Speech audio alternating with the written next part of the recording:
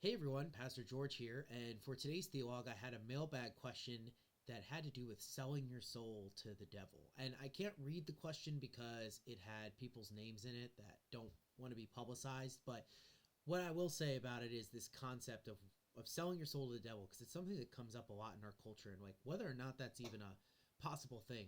So this concept of selling your soul to the devil at least goes back, as far as I know, to Dr. Faustus, so the legend of Dr. Faustus, which was, I think, from the 17 or 1800s, but it's essentially this doctor who sells his soul to the devil for knowledge and for being able to live for so many years. And this is a common trope that you see in stuff since that point. So, for instance, like there's The Devil and Daniel Webster, which is from the 1930s, which is a really good short story that also deals with this topic. And of course, like the question that was sent to me and where we see it a lot in our culture has to do with music, right?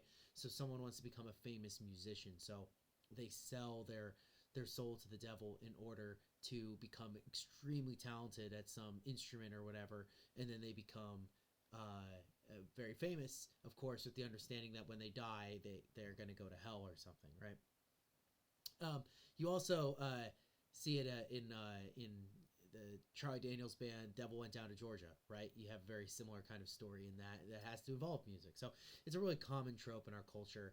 And the question that was raised is like, how do we respond to something like this? And the answer is that these are really helpful when we talk about morality tales, which is a lot of like that's what Dr. Faustus is. That's what the Devil and Daniel Webster is. That's what a lot of these things are, right? Because the idea is that you do this and you do it rashly. You don't realize what it's actually going to cost you, and when it happens, you realize how bad it is, right?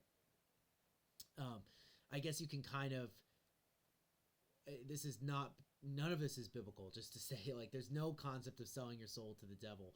But the other thing it reminds me of is the legend of Achilles, right? Because in the legend, Achilles is given a choice between a short life where he's going to get a lot of glory and a long life where he won't get any glory, and he chooses the short one, right? That we often make rash decisions or things like that in order to do what we think is best, only for us to reach, in this case, the grave, and then realize that we've made a massive mistake, right? So um, it's a common thing.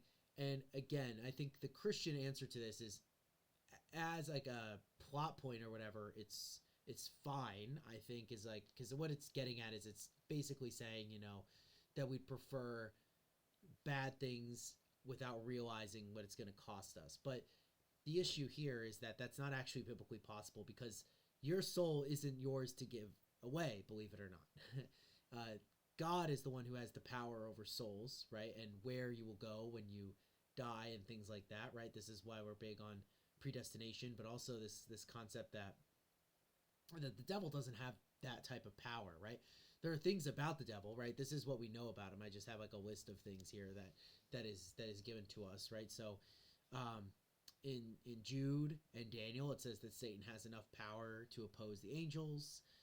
In Second Corinthians, it says Satan deceives people by masquerading as an angel of light.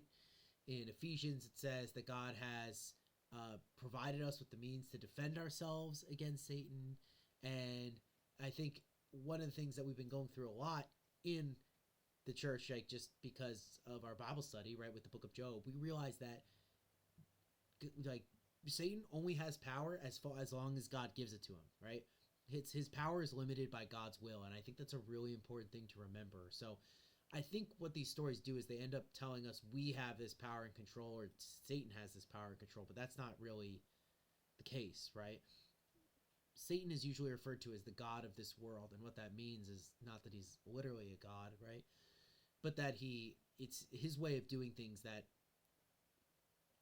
kind of dictates the way that we usually think about things, the way that the world carries itself, the sin that kind of has ruined the world. And so when we talk about these things, we need to remember that these are helpful reminders of like pleasure and how it can often lead to consequences, or how we think of short term only, but it's not something that we actually have the power to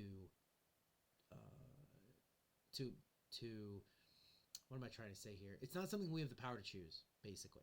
So it's a good question. It's something I never expected to really think about, because I guess like there are people who kind of take these stories seriously, whereas I never really did. But I think it's an important thing to remember that we as Christians do not have uh, authority over our own bodies, right? But we give that over to Jesus, and that's the case for everything. So, good question. Excited to get into next week. I'll see you guys on Sunday, and yeah, have a wonderful rest of your Thursday. Peace out.